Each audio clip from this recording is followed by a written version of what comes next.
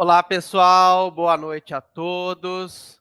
Para quem ainda não me conhece, meu nome é Leonardo Peixoto, sou professor na Analise e hoje nós estamos dando continuidade, né, às nossas lives, na nossa série de lives, né, transformando a análise de dados em dinheiro. E hoje eu tenho o prazer de receber a pesquisadora Rafaela Fortunato. Muito obrigado, Rafaela, por aceitar o convite, né, e participar aqui para contar um pouquinho da sua história hoje. Oi, Léo, boa noite. Boa noite, pessoal que está assistindo a gente. Imagino o prazer é meu. Fico feliz aqui de poder contribuir e participar. E muito obrigada pelo convite. Bom, Rafa, eu queria que a gente começasse aqui falando um pouco sobre a sua formação, né? Qual Uhum. curso que você fez, como que foi, por que que você escolheu esse curso? Bom, eu me formei em Ciência e Tecnologia e em Biotecnologia pela Universidade Federal de São Paulo. E o meu grande objetivo em escolher esse curso é que eu queria realmente ser pesquisadora, trabalhar com pesquisa. Especificamente, eu queria trabalhar muito com a pesquisa de vacinas e de anticorpos, sabe? E bem para essa área. Então, entrei na graduação e já comecei a ir atrás, né, de matérias e linhas de pesquisas que fossem me levar a isso. E é muito interessante porque eu tive algumas matérias de lógica de programação, estrutura de dados, modelagem computacional, e nada disso me chamava atenção na época, porque eu estava ali super focada em realmente seguir a vida de pesquisadora. E acabou que eu já gostava muito de bioquímica e eu me interessei muito por uma matéria que chamava Engenharia Bioquímica, que mexia com bioreatores, melhoria de processos, e daria para fazer essa parte de vacinas em grande escala. E acabou que, assim, quando tudo isso ia acontecendo, né, eu ia me interessando mais por esse lado de pesquisas em grande escala com vacinas, eu acabei me desmotivando um pouquinho com a pesquisa do meio acadêmico. Porque é aquilo que todo mundo já sabe, né? Não é bem reconhecido no Brasil. A gente viu agora, né, com o Covid, que putz, teve um super preconceito com essa parte de pesquisa Uhum. em universidades. Não é algo reconhecido aqui, então isso me desanimou bastante. E como eu não queria desistir desse sonho, né, de ser pesquisador e trabalhar com vacinas, eu falei, não, eu vou focar nisso, nessa matéria de engenharia bioquímica, trabalhar com bioreatores e ir para a indústria. Vou trabalhar em alguma Uhum. empresa e é isso, vou continuar aqui seguindo nessa linha de ser pesquisadora. E comecei uma iniciação científica, né, nessa área, comecei a trabalhar realmente com vacinas. Era uma linha de pesquisa até de vacinas de vacina da raiva. É, e acabou que eu fazia os meus experimentos, eu gerava os meus dados e eu mesma analisava os meus dados. E eu comecei a achar super interessante esse negócio eu vi assim que a pesquisa era muito legal, mas entender o que estava acontecendo, que era a parte de analisar os dados, era muito mais divertido.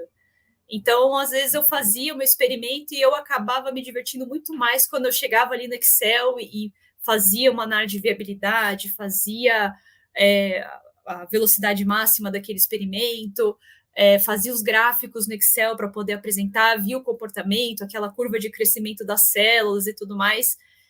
Putz, isso para mim era o máximo, assim. E agora até começando a sair um pouco, né, da graduação, como realmente eu vim parar nessa parte de análise de dados, Uhum. eu precisava dar continuidade, né, desse meu projeto, que era ir para uma empresa, uma indústria. E aí eu comecei a procurar estágios, né, nessas empresas e acabava que ia ser algo muito nichado se eu mantivesse ali realmente nessa parte de vacinas, né? Então eu comecei a abrir um pouco o meu leque para o estágio, para ganhar essa experiência numa indústria, numa empresa, e depois eu voltaria, né, para as vacinas. E um dos programas de estágio que eu me inscrevi foi na Monsanto, que era uma empresa de biotecnologia que trabalhava muito com sementes. E acabou que eu fui selecionada justamente pela parte de análise de dados do meu projeto de iniciação científica. Então, eu caí num time de dados, não fui para laboratório como eu achei que eu iria, mas como era algo assim que eu achava super interessante, eu falei, vamos ver, né, no que dá, vamos fazer esse estágio. E como que você, que assim, você trabalhava com a parte de vacinas, então tudo ligado à parte ou humana ou animal, né? Uhum. Não tem muito a ver com plantas, e aí você cai numa empresa de plantas, né? Trabalha com biotecnologia, claro. O Monsanto sempre foi muito forte, né?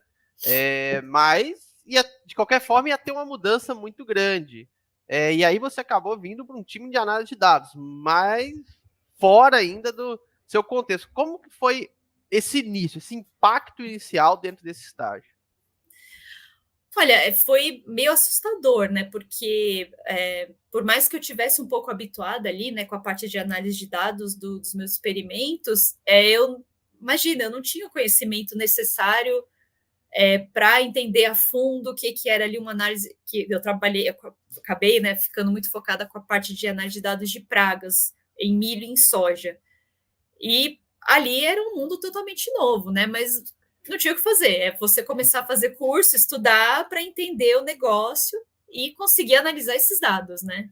Pragas, gente, para quem não sabe, são insetos, tá? Então, são os insetos que atacam a cultura do milho, da soja, né? Todas as plantas, algum inseto ataca. Lá, no caso da Rafa, era focado aí em milho.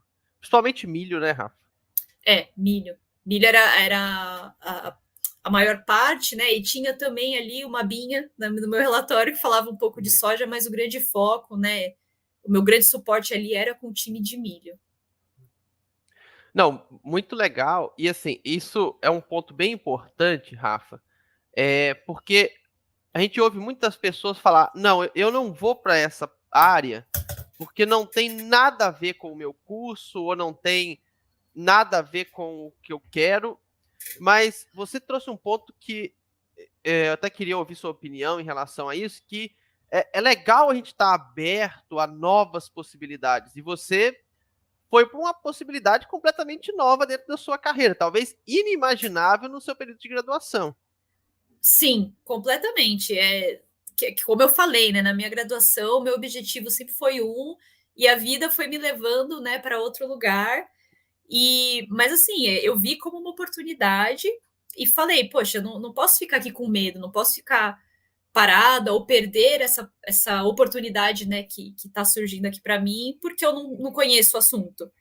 Se eu não conheço, então eu vou estudar, eu vou buscar um curso, eu vou ler um livro, eu vou entender sobre esse assunto para conseguir abraçar essa oportunidade. E se eu ver que também não é isso que eu quero, poxa, eu volto, né? Dou um passo para trás, pego o impulso de novo e vou. Aí eu vou para a direção que eu quiser.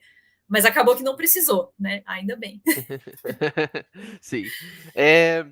Bom, e como que foi, né, esse aprendizado inicial, né? Porque foi um período de estágio, acredito que foi um período curto, e né, como que foi essa jornada aí durante o seu estágio?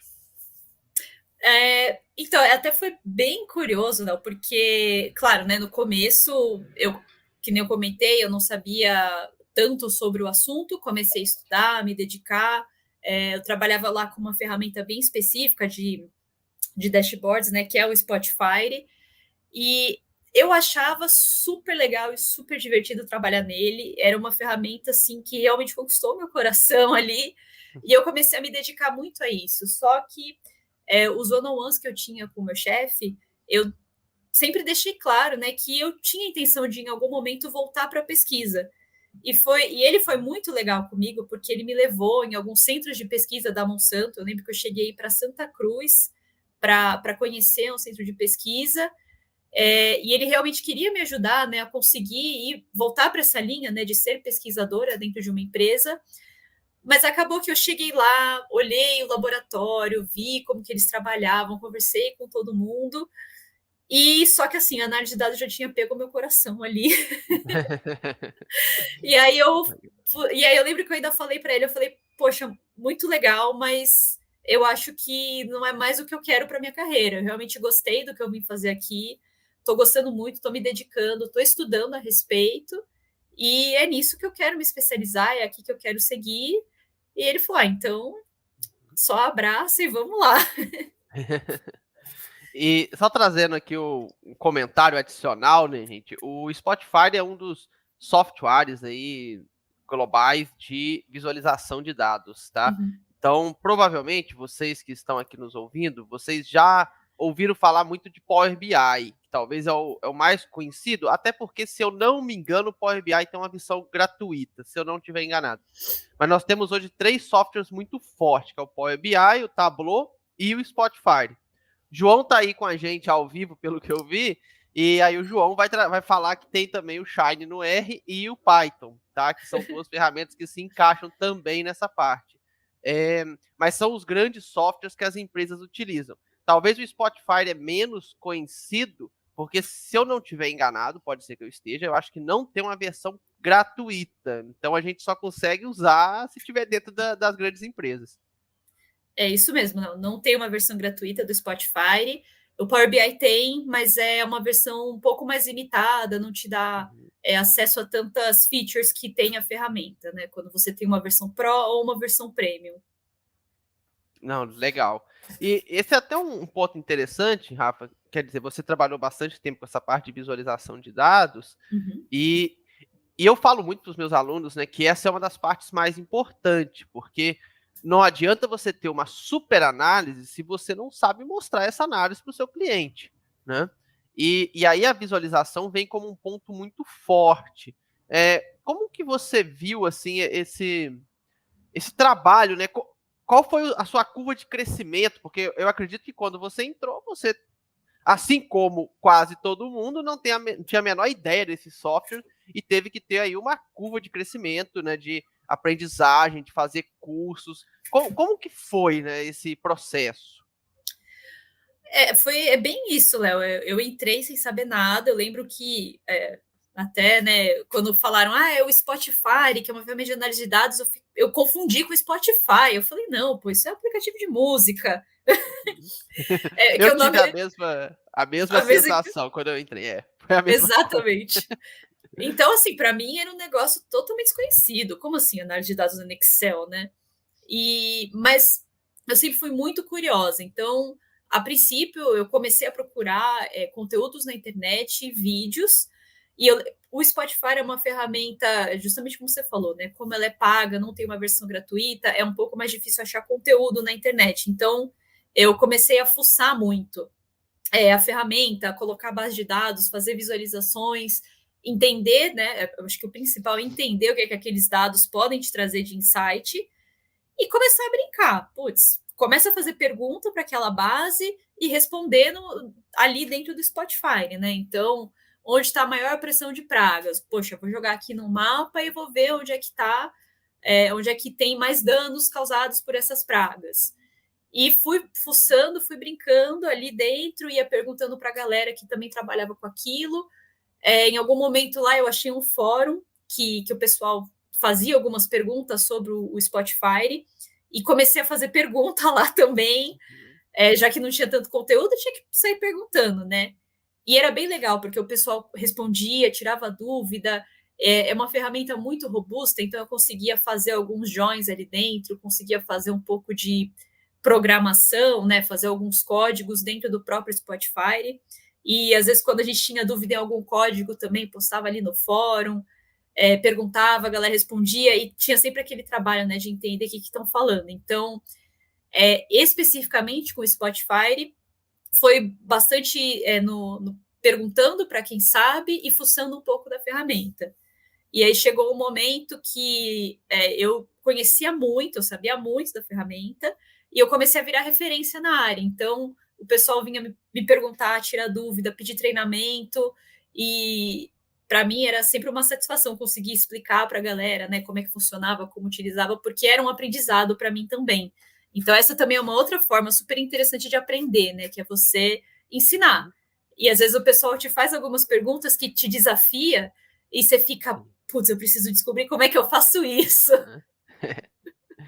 Exatamente. Não, aí você entrou em 2 pontos muito interessantes, né?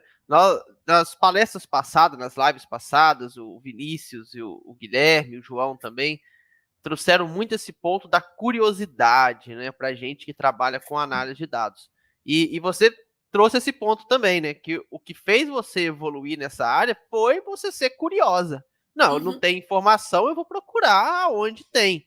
Então, eu queria, né, que você falasse um pouco também sobre isso, essa questão de como é importante, né, ser curioso mesmo dentro da área de análise de dados. Eu acho que é o ponto, é o que o pessoal falou, né? O ponto principal, porque é a curiosidade, e não, acho que não só dentro da área de análise de dados, mas para tudo, né? É o que vai te levar para frente, porque o que você não sabe, você pergunta para alguém, ou você vai atrás de um curso, de um livro, de fóruns na internet, e é o que te motiva realmente a ir buscando cada vez mais conhecimento, porque se você só ficar ali parado esperando que alguma informação caia na sua mesa, você não vai sair do lugar. Você precisa ter a curiosidade de querer saber mais ou de querer fazer alguma coisa. Eu lembro que uma vez eu encrenquei lá com como é que era? Era um gráfico Spider, se eu não me engano. E eu queria, porque eu queria conseguir fazer aquele gráfico no Spotify. Então, eu fiquei dias pesquisando, tentando fazer, e jogando dado, e tentando criar, e perguntando em fórum, até eu descobrir como que eu podia fazer. E se eu não tivesse essa curiosidade, eu não teria esse aprendizado. Eu teria simplesmente olhado e falado, não achei em lugar nenhum, então tá bom. Não, isso é muito importante, porque eu vejo isso como o principal pilar para as pessoas que vão realmente ser referência na área. Como você disse, você se tornou uma referência em Spotify e eu estou aqui para confirmar isso, né? Porque nessa época eu trabalhei junto com a Rafa e realmente ela, dentro da empresa, se tornou referência dentro nessa área de Spotify pelo grande conhecimento que ela tinha. O João até colocou aqui, Rafa, achei que ia poder ouvir música no trabalho. Né? Ele falando do Spotify também, que na primeira vez que ele ouviu, achou que era Spotify. Acho que acontece com todos. Não tem jeito. Bom, e aí você terminou o seu estágio e o que aconteceu, né?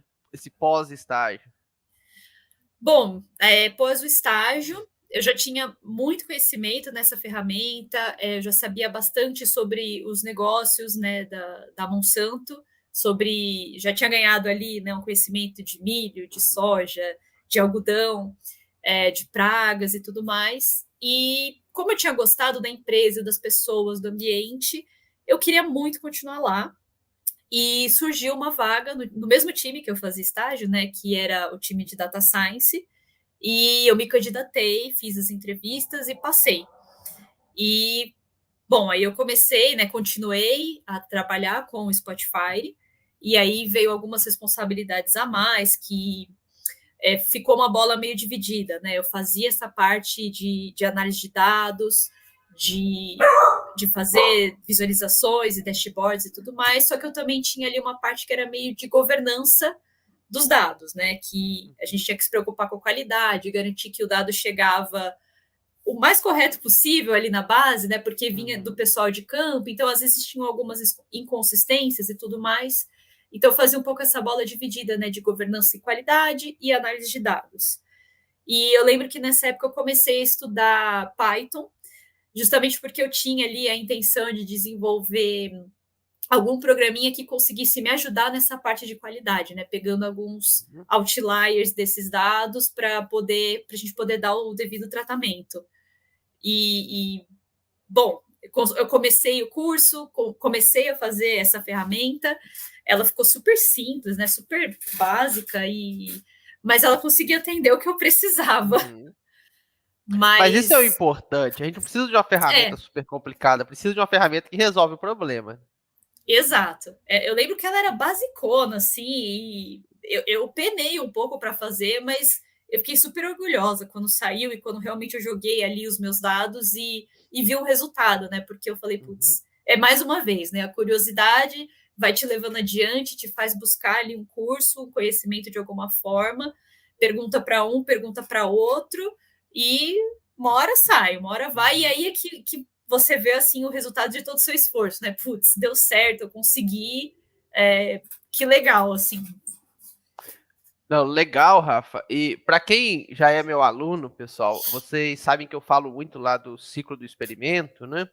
E E aí nós temos lá no ciclo a etapa 4, que é essa parte de pré-processamento de dados, que eu cito, que é uma etapa muito importante, essa parte de outlier, né?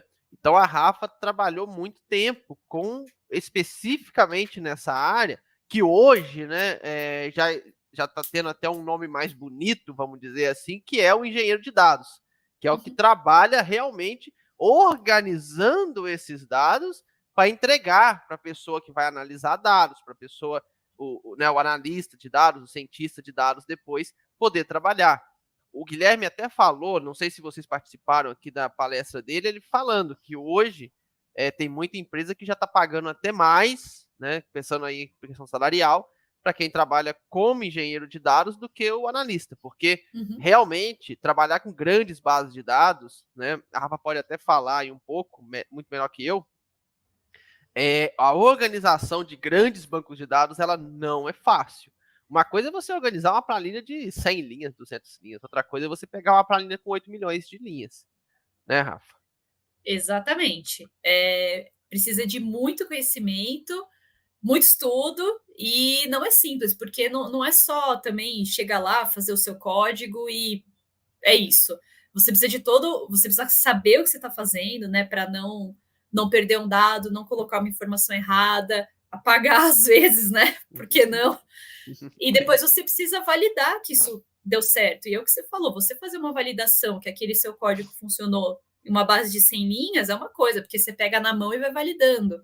Mas validar uma base de 8 milhões, não tem como você ir linha a linha validando. Putz, esse meu código deu certo, o que eu precisei fazer, essa limpeza de dados, essa estruturação, que seja. Então, é uma responsabilidade grande trabalhar com grandes bases de dados. Com certeza. E quem vai para a grande empresa, pessoal, vocês que estão nos ouvindo aqui e têm o interesse em trabalhar numa grande multinacional, eu queria até saber, coloque aí nos comentários, vocês que estão aí assistindo, coloque o nome, o curso que vocês estão fazendo, ou se já são profissionais, né? E o interesse de vocês. Quem tem interesse em trabalhar numa grande multinacional, quem tem interesse em abrir a sua própria empresa, né? Que eu falo muito disso aqui também, e quem tem interesse no setor público. Só para a gente ter uma ideia aqui de quem está nos ouvindo. Mas quando você vai para grandes empresas, é o que você vai ter, né? E eu acho que isso é uma diferença muito grande de quando nós estamos na graduação. Tanto na graduação quanto na pós também. Quem está no mestrado, doutorado, mesma coisa. A gente acostuma a trabalhar com bases pequenas, e aí quando você chega na empresa, você sai de uma base de no máximo 1000 linhas e cai em bases gigantescas que, dependendo do tamanho da base, você nem consegue abrir no Excel. E isso é um impacto muito grande, porque no momento que você não consegue abrir uma base no Excel, você é obrigado a saber programação. Não importa se é R, se é Python, né, qualquer outra linguagem, SQL, né, que você deve comentar um pouco depois e pra gente, mas você vai ter que aprender. Exato. Certo? Sim, com certeza. E de alguma forma você vai ter que se virar. Eu lembro que quando eu estava nessa vaga, né, que eu comentei, eu realmente ainda não estudei tão a fundo Python, por exemplo, para conseguir trabalhar com essas grandes bases, mas o jeito que eu encontrei de me virar e conseguir fazer as análises e validar o que eu estava fazendo era justamente no Spotify. Então, eu não conseguia abrir no Excel, porque era uma base imensa, que tinha mais de 1 milhão de linhas, e eu puxava tudo isso pelo Spotify e fazia as programações do que eu precisava ali dentro mesmo. Fazia uma pivô, fazia join, fazia os wheres da vida, os case when da vida, tudo para conseguir fazer a análise daqueles dados, que é importantíssimo. Legal, Rafa. E você citou que na graduação você já tinha feito alguma disciplina nessa área, né, de programação. Na época, qual linguagem que você estudou? Era a linguagem básica, era a linguagem C. A gente usava um programa que chamava CodeBlocks para conseguir fazer a programação. Era super básico e não é algo que a gente encontra hoje nas empresas, né? Então. Sim. O C a gente acaba não utilizando mais. Alguns lugares o C++, talvez, mas também em pouca quantidade. Mas esse conhecimento, né? Porque você acaba aprendendo um pouco de lógica, de programação. Você acha que te ajudou na hora de você começar a aprender Python e até né, algumas coisas que você tinha que fazer dentro do Spotify a partir de linguagem de programação? Com certeza, porque eu acho que o que me acrescentou muito foi realmente a lógica de programação, né? Você entender a lógica, como funciona, o que você tem que fazer para conseguir ver aquele dado. Eu acho que é o tipo condicionar um pensamento, né? Você fica condicionado a entender como funciona, o que você quer. Putz, eu preciso fazer um código que me dê essa resposta. Então, qual lógica eu vou usar, né? E eu acho que nesse sentido me ajudou bastante. Então, quando eu cheguei lá no Spotify, e por mais que eu não tenha visto, né, a programação que a gente usa ali por trás do Spotify, mas quando eu cheguei lá era muito óbvio, né, muito lógico para mim ver ali um case when. Ah, pô, case when é quando acontece tal coisa, então faça tal coisa, sabe? É, é difícil explicar, mas essa lógica que você aprende ajuda demais em qualquer outra linguagem. E até indo um pouco lá para frente, né, para os dias de hoje, acho que essa lógica que eu aprendi na faculdade, usei no Spotify, e também me ajuda demais a conseguir mexer em SQL hoje. Porque no final das contas, a lógica que você aplica é a mesma, né? Exatamente. Isso eu trago muito também para os meus alunos, que o que você tem que aprender é a lógica. No momento que você aprendeu lógica de programação, se você vai trabalhar em R, Python, SQL, Java, Julia, não importa, porque é a mesma coisa. É claro que vai mudar o nome das funções, mas isso aí é fácil, isso aí você encontra no Google. As funções não tem nenhum problema. A lógica de programação, que é o problema, você entender o que você precisa fazer para chegar no seu resultado final. Né? Aqui tem alguns comentários, vamos ver aqui o Aparecido. Rafaela, boa noite, prazer conhecê-la, eu sou aluno da Analise e as lives são muito enriquecedoras, onde aprendemos e conhecemos pessoas brilhantes. Qual o seu grau de satisfação pessoal e profissional? Não sei se eu entendi bem a pergunta, mas se você entendeu, pode responder, Rafa. Olha, eu vou responder também o que eu entendi, tá? Mas se não for isso, bota aí de novo nos comentários que a gente responde.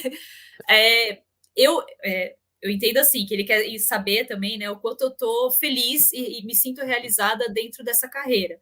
E a resposta é muito, muito.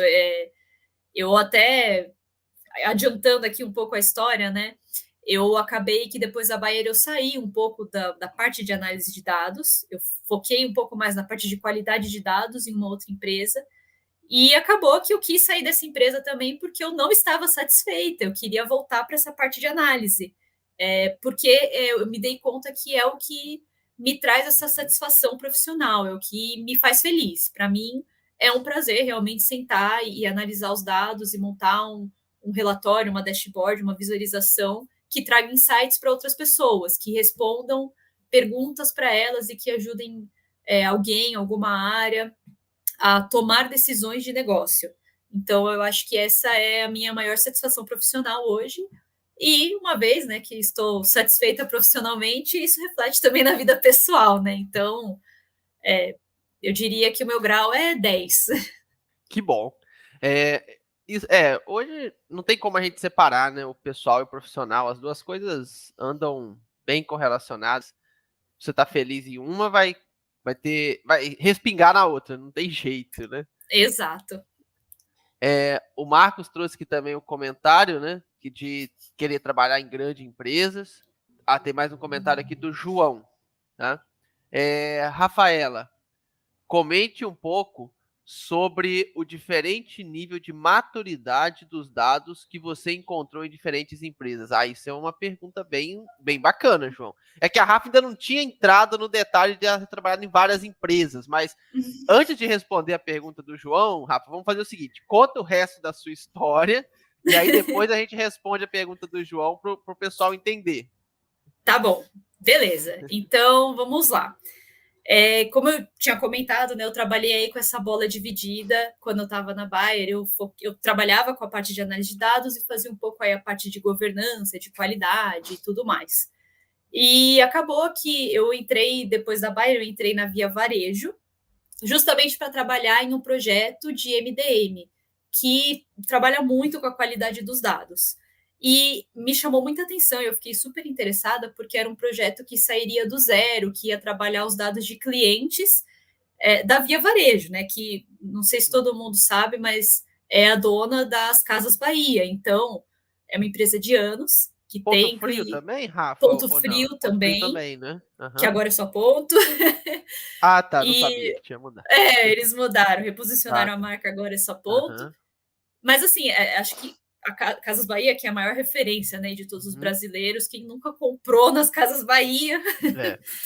Então, a base de clientes deles é enorme. E, putz, estruturar a qualidade desses dados, né, para mim, me pareceu um baita desafio. E aí eu acabei topando, entrei lá. E, de fato, assim, é muito interessante, é muito legal. A qualidade de dados é uma área que está crescendo demais e que é muito importante, né? Eu acho que ela está bem linkada com a análise de dados, porque se você não tem dados de qualidade, você não responde muitas vezes as perguntas que você precisa responder. Uhum. Então, é uma área assim que também é essencial que as empresas cuidem e deem atenção a esse ponto. E pensando até, né, ali nas Casas Bahia, não só em responder perguntas, mas em garantir uma melhor entrega para o cliente, em garantir que ele vai ter uma baita experiência, que ele não precisa ficar ali preenchendo os dados dele, né? Porque está tudo certinho, tudo salvo. Enfim, é uma área super interessante, mas que nem eu comentei, né? Não era exatamente ali o meu core, não era o que me dava o brilho nos olhos. Uhum. Quando eu estava lá na Bayer, eu acho que eu ainda me sentia realizada profissionalmente, porque eu estava com essa bola dividida, né? Então eu fazia parte de Uhum. qualidade, mas vira e mexe eu estava ali fazendo um relatório, trazendo algum insight, fazendo alguma análise para alguma equipe, mexendo no Spotify. E de repente, quando eu fiquei ali só na área de qualidade, não faltava alguma coisa, faltava Uhum. algo. Então, eu fiquei um ano trabalhando nesse projeto, fazendo essa parte de documentação, de qualidade, estruturando para o projeto, né, ter continuidade. Eu não fiquei até o final do projeto, eu saí, ainda estava bem no começo, mas eu recebi essa proposta de trabalhar com CRM, que era de novo, né, uma nova área, um novo desafio na COD, que é onde eu estou hoje, é uma empresa de birô de crédito. E eu voltaria a mexer um pouco com a parte de análise de dados, trabalhando agora no Power BI. E o que me chamou muita atenção é que já tinha bastante tempo que eu queria trabalhar com um banco de dados, fazendo essa parte de estruturação, de enriquecimento, de qualidade, e eu percebi que para isso eu precisaria aprender o SQL. Quando eu estava na Via Varejo, eu comecei a estudar, mas eu não conseguia aplicar. E aí, quando veio essa proposta da COD para ir para o CRM, eu teria que atuar também com o SQL. Então, O que eu, que eu. significa CRM, Rafa? Essa Ah, sigla? desculpa. É uma sigla em inglês, né? Que é Customer Relationship Management, mas que basicamente é o relacionamento com a gestão do relacionamento com o cliente. Uhum. E ela trabalha bastante com. Acho que quando a gente fala da Múltiplos, é o maior exemplo, né, de CRM, que é essa parte de fidelização do cliente, que você ganha pontos e recebe comunicações, enfim. E é mais ou menos isso, né, que eu atuo lá hoje. Então, hoje eu estou trabalhando com essa parte de réguas de clientes, mas que também geram dados. Então, você faz uma campanha de marketing, envia lá os e-mails para os clientes, e depois você tem que analisar o quanto foi efetivo, o quantas pessoas Legal. receberam aqueles e-mails, quantos e-mails voltaram, quantas pessoas abriram, quantas pessoas clicaram nesses e-mails que foram abertos. E trazer insights, de novo, né? Você traz insights para o negócio para Uhum. entender essa campanha está funcionando, não está, o que a gente precisa mudar. E aí tem um outro pessoal, né, que vai trabalhar com essa parte de mídia, Facebook, Instagram, que aí é realmente Uhum. bem mais voltado para o marketing, mas que precisa desse apoio aí de dados que é o CRM que traz. Isso é legal, Rafa. Vou até trazer aqui um insight em relação a isso, que eu tenho uma empresa terceirizada que faz toda a parte de tráfego de Facebook, Google da minha empresa, né? E eles me perguntaram, né, o quanto que a análise de dados está ligada ao marketing hoje, e eu não soube responder. Eu falei, olha, nunca me procuraram para essa parte dentro de marketing. E aí você está trazendo agora um ponto muito interessante, né? Que na empresa que você está hoje, na COT, vocês estão utilizando, né, essa parte de análise de dados junto com a galera do marketing. Exato. A minha visão hoje, né, depois de ter passado aí por 3 empresas e trabalhando com coisas muito diferentes, mas sempre relacionado ali a dados de alguma forma, me traz uma visão de que a análise de dados é uma coisa muito importante para todas as empresas hoje, porque tudo que você faz gera um dado. Você manda um e-mail, você gera um dado. Você faz uma ligação para um cliente para tentar vender um produto, você está gerando um dado. E você gerar esses dados e não analisar é perda de tempo, sabe? Você precisa analisar para entender se aquilo está performando bem. Se essa ligação está retornando em uma venda, se esse e-mail está retornando também um clique, uma venda, uma conversão, ou algo que você queira, né? E, por exemplo, lá na Bayer, os dados que a gente analisava trazia outros tipos de insights, né? Trazia insight de, a pressão de praga aqui especificamente nessa região do Paraná, tá muito alta. É a praga tal, na região tal da cidade tal. O que a gente pode fazer para mitigar essas pragas? Beleza, aplicamos um produto agora, resolveu, não resolveu? Então, assim, os dados estão aí em várias áreas de várias empresas e a análise tem que ser feita. Então, eu acho que é uma área super ampla e que pode ser aplicada a muitas e muitas coisas. Não, concordo plenamente. E aí, agora acho que a gente pode vir bastante com a pergunta do João, né? Qual o nível, né? Sobre diferentes níveis de maturidade dos dados, né? Que você encontrou aí nas diferentes empresas. Acho que isso é bem legal, porque apesar de a gente estar conversando aqui, batendo sempre nessa tecla da importância de dados, eu sinto que as empresas ainda estão num período bem inicial do trabalho de dados. Pode ser que algumas não, algumas já estão mais, vamos dizer, numa maturidade maior. Mas eu queria que você falasse especificamente aí das 3 que você teve a oportunidade de trabalhar. Né? O nível de maturidade eu acho que muda bastante, sabe? E não é. E eu vejo assim que. Como que eu posso explicar? As empresas, elas geram muitos dados. Eu acho que as 3 empresas que eu trabalhei, todas geram muitos dados e têm muitos dados. Só que o que muda é a análise realmente deles. Então, a base que a gente tinha na Bayer era muito grande. E eu acho que ali a gente poderia responder muitas perguntas que muitas vezes o pessoal ainda não se questionou, não teve tempo de parar para analisar aquilo.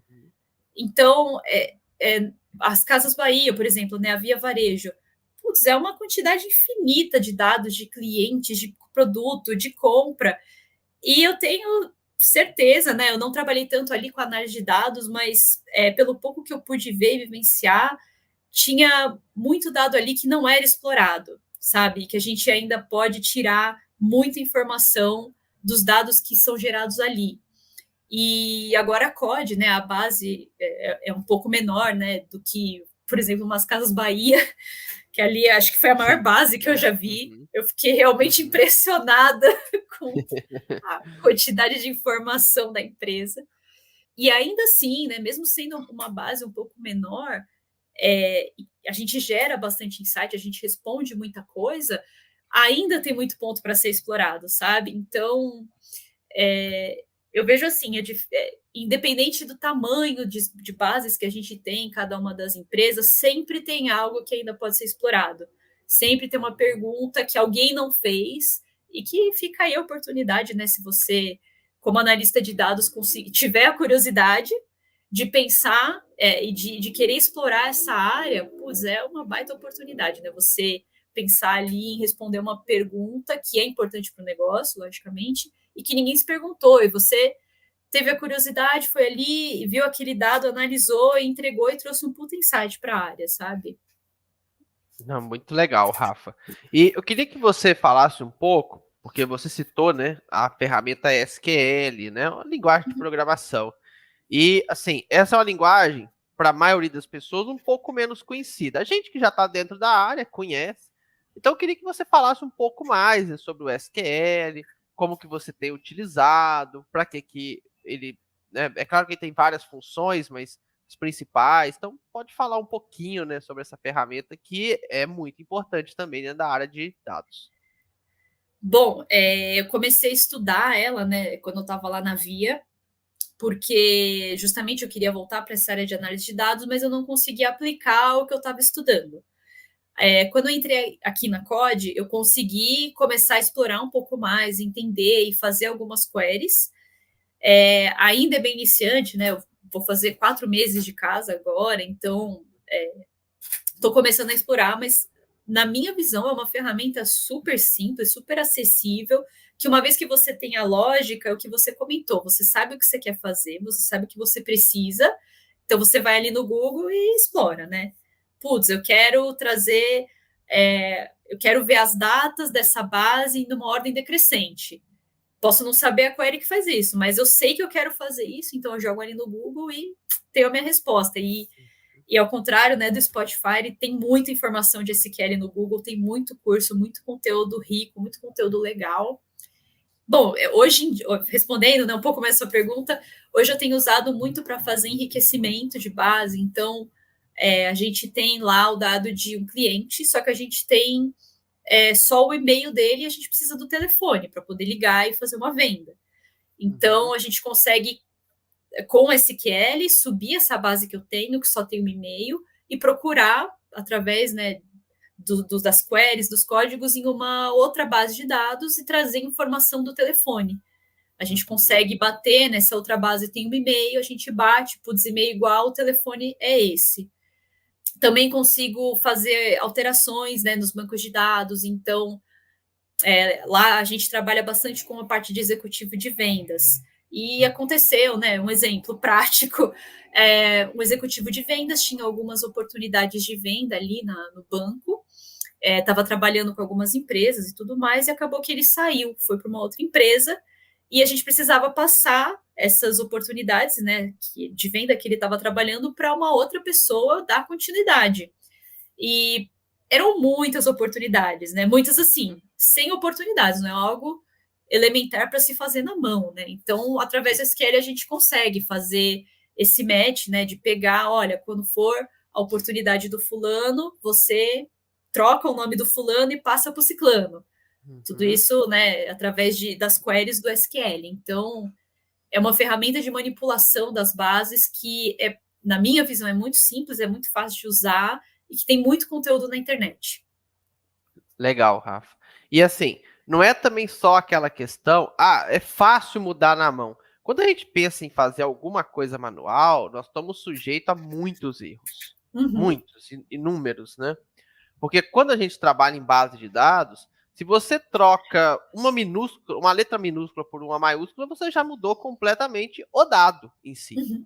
Então, é a importância, né, de se aprender mesmo essa linguagem, uma linguagem, né, não precisa ser SQL apenas essa, né, ou qualquer uma linguagem, para quem vai trabalhar com dados especificamente, né. Hoje, eu acho, é claro que isso aí é uma opinião minha, tá, não quer dizer que isso vai acontecer, mas a próxima geração, a geração da galera aí dos 20 anos, dos 15 anos, 20 anos, não vai ter como não saber programar. Quem vai para vagas de empresa vai ter que ter pelo menos uma noção, porque você vai ser cobrado via análise de dados. Pelo menos essa é a minha visão. Claro que isso não vai ser geral, todas as empresas, mas eu vejo como algo que está crescendo de forma global.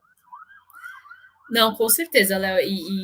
É o que eu até comentei, né? Eu comecei a estudar porque eu sentia necessidade, né? Eu conseguia trabalhar ali numa ferramenta de visualização, mas muitas vezes você precisa fazer alguma manipulação, ou então numa base muito grande, você não precisa de todos os dados que estão ali.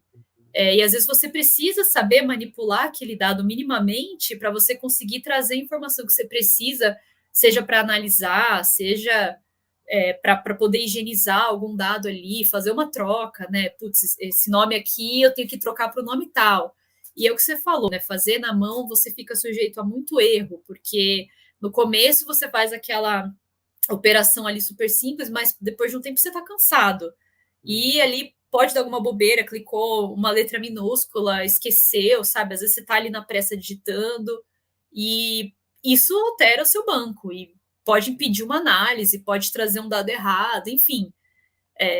Pode te dar uma resposta errada a uma pergunta que você fez e, sei lá, né, pensando aí num cenário bem catastrófico, às vezes até trazer uma resposta errada para o negócio e tomarem uma decisão que não é o que realmente o que acontece, né?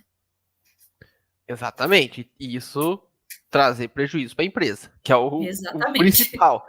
E dependendo do tamanho desse prejuízo, pode valer o seu emprego. Então, por isso que a importância aí de trabalhar com dados da forma correta. O João colocou aqui mais um comentário aqui para gente. Com tamanho, quantidade de dados, principalmente em empresas como a Via Varejo, você percebeu alguma preocupação das empresas relacionadas à segurança dessa informação, interna e externamente? Essa é uma pergunta legal também. Sim, muito, porque eu acho que hoje é um tema aí super sensível, né? Essa parte de dados, de confidencialidade dos dados, né? Com a LGPD, todo mundo está ali super preocupado. Então, na Via Varejo tinha lá, né, várias camadas de proteção àqueles dados, justamente para não vazar, porque são dados extremamente sensíveis, né? Principalmente esses de cliente, e-mail, telefone, endereço. Então, precisa ter uma preocupação das empresas, né? E a Via tinha, a COD hoje mais ainda até, e só pessoas específicas têm acesso àqueles dados e precisa de todo um treinamento. Eu lembro que para poder visualizar esses dados de clientes, eu tive que fazer alguns treinamentos ali de proteção de dados, de não vazar esses dados, de não armazenar em qualquer lugar. E agora na COD é a mesma coisa, né? A gente tem muito dado sensível, de telefone, e-mail, endereço, e tem toda uma preocupação, né? Os notebooks são bloqueados, você não consegue colocar um pendrive porque você pode vazar um dado ali. Então, eu acho que esse é um tema, pelo menos, né, nas empresas que eu trabalhei, todas elas eram bem preocupadas e tomavam as devidas precauções para não ter vazamento de dados e super preocupadas com os dados de cliente, dados sensíveis. Acho que esse é um ponto bem importante, né? Que o João trouxe a pergunta e você falou muito bem, Rafa. E isso, pessoal, até para quem vai estar entrando aí em grandes empresas, em grandes não, em qualquer empresa, na verdade, tem que tomar muito cuidado, porque às vezes quem está entrando ainda está um pouco ingênuo para essa questão. Porque na universidade é muito comum, me manda seus dados aí para eu analisar, para dar uma olhada. E em empresa você tem que tomar muito cuidado com o compartilhamento de informação, até internamente mesmo. Não é porque a pessoa está dentro da empresa que ela pode ter acesso a todas as informações, né? Existem informações que são específicas para um grupo de pessoas.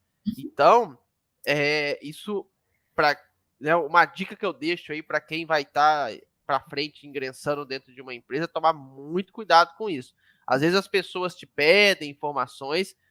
Se você tem dúvida, sempre procure o seu chefe, alguém mais alto, para falar se você pode ou não compartilhar. Porque isso pode causar demissão por justa causa, assim, bem fácil, tá? Dentro das empresas, como a Rafa aqui falou muito bem, a questão hoje das empresas estarem muito preocupadas com essa questão de vazamento de informação, principalmente empresas que têm dados de clientes, que aí é mais complicado ainda.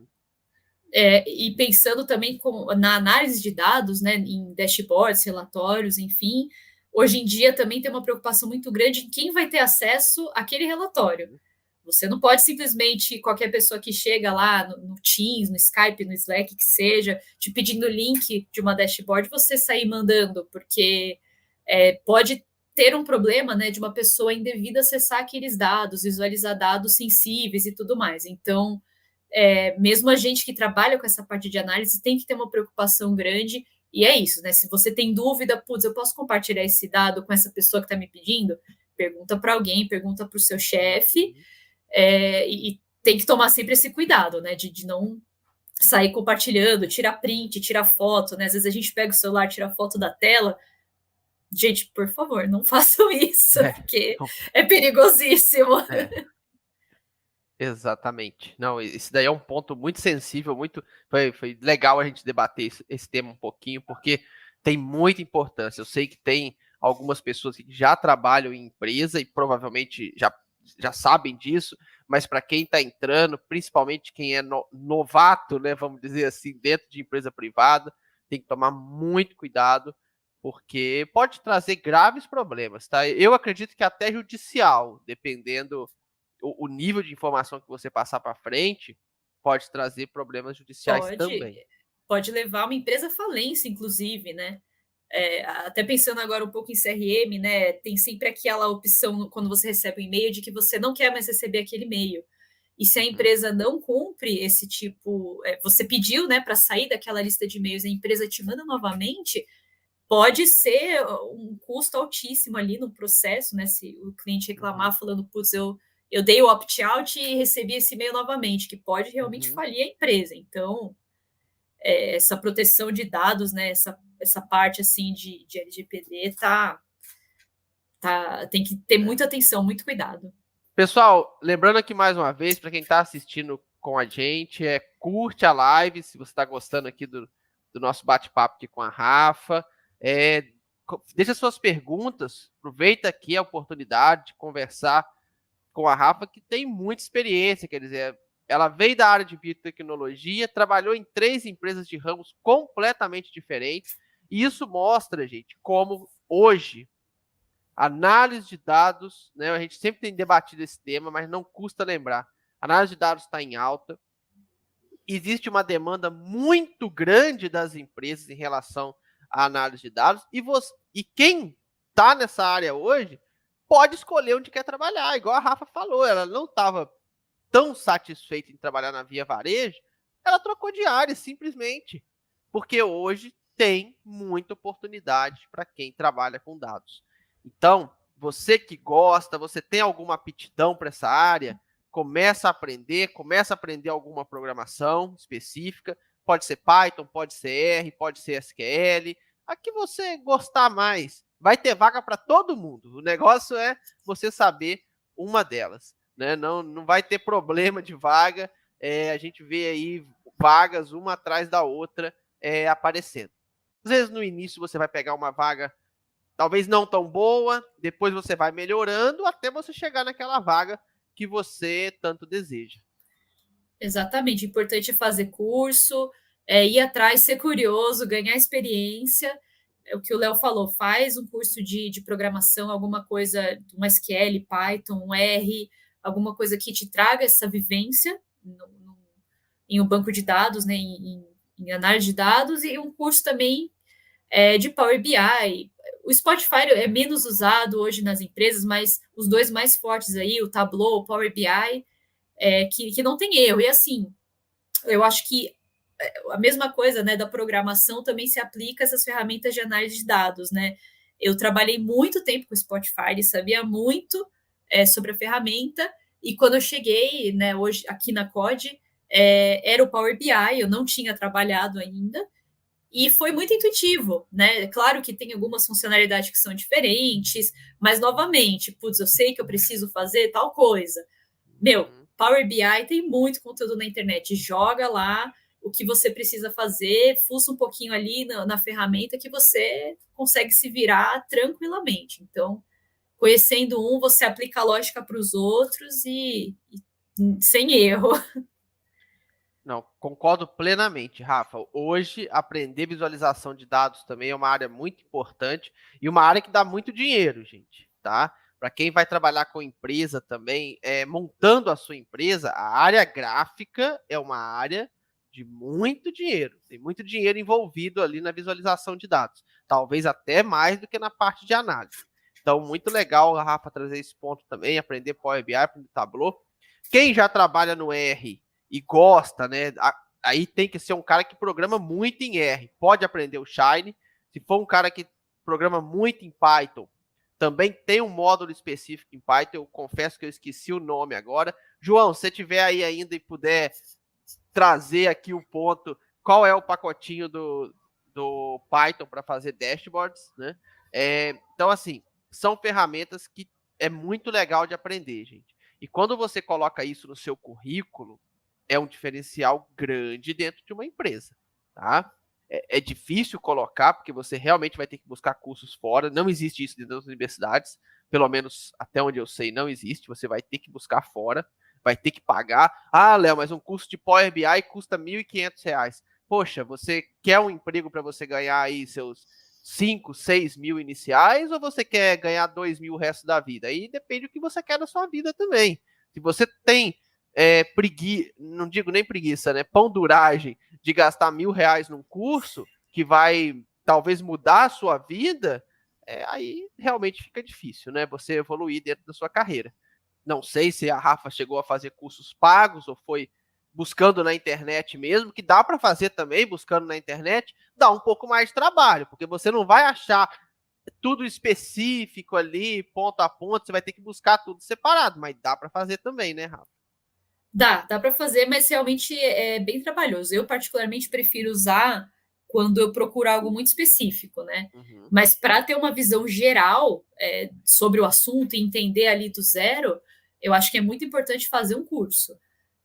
Eu fiz alguns cursos pagos, fiz alguns gratuitos também, e assim, eu acho que o importante é aprender e ter uma noção, né? Independente se você vai fazer um curso pago, gratuito, mas busca um curso com qualidade, com alguém ali que te dá uma boa base, porque você tendo uma base legal sobre qualquer assunto, você consegue se virar, procurar na internet, perguntar para pessoas que sabem e começa a deslanchar realmente no tema, né? Exatamente. Não adianta você querer fazer um curso de R$ 20 que você não vai aprender nada com aquilo. Você tem que fazer algo que vai aprender. Aqui não. Gente, quando você vai para esse tipo de aprendizado, não é universidade mais, que você faz uma disciplina, finge que faz, só porque você é obrigado a fazer. Quando você vem para essas áreas, você tem que pegar coisas que realmente você vai aprender para você poder colocar no seu currículo e ser um diferencial na sua carreira. Porque senão você está só perdendo tempo e está se enganando. Exato. E realmente, assim, às vezes esses cursos gratuitos são mais básicos, né? Eles te dão ali uma visão inicial, mas realmente acho que para ter ali o avançado, né, de às vezes programação, de visualização de dados, vai ter que desembolsar alguma coisa, porque ninguém também entrega o ouro assim de graça. Exatamente. Não tem jeito, né? O João até colocou aqui, ó, os pacotinhos do R, do R não, do Python, o Stream, MLT, o Flask e o Django. Então aí ele trouxe várias opções aqui, né, que o Python traz também nessa parte de dashboard. Mas eu recomendo, assim, quem vai aprender do zero, gente, começa com Power BI ou Tableau. Talvez o Power BI é até mais fácil, porque tem uma versão gratuita. A parte de Shine no R ou esses módulos do Python, aí é para quem realmente já é programador nessas duas ferramentas, entende muito da ferramenta e quer continuar usando ela. Aí tudo bem, né? O João mesmo eu sei que trabalha muito com essa parte. Senão não vale a pena, não. É melhor você ir direto para o Power BI e para o Tableau, porque são ferramentas mais intuitivas, né? Você não tem que programar tanto, né? Tem que programar uma parte, sim, mas não uma quantidade muito grande, igual acontece num Shine, por exemplo, que cada linha você vai ter que programar muito. Bom, Rafa, a gente está finalizando, tá? O nosso tempo aqui está se esgotando. Muito obrigado, foi um bate-papo muito bacana com você. Acredito que o pessoal gostou bastante também. Então, se você quiser falar alguma coisa aí, como considerações finais, pode ficar à vontade.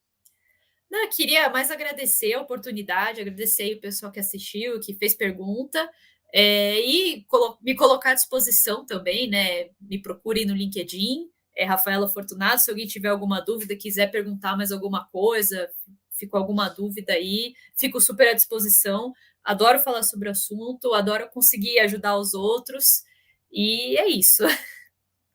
E muito Beleza, obrigada pelo convite e oportunidade, Léo. de nada, foi um prazer. Bom, pessoal, então vamos finalizar por aqui a nossa live. Muito obrigado pela participação de vocês e Já deixem aí marcado, semana que vem, 20 horas, teremos mais uma live da nossa série Transformando a Análise de Dados em Dinheiro. E por hoje é isso. Vejo vocês semana que vem, pessoal. Tchau. Tchau, tchau.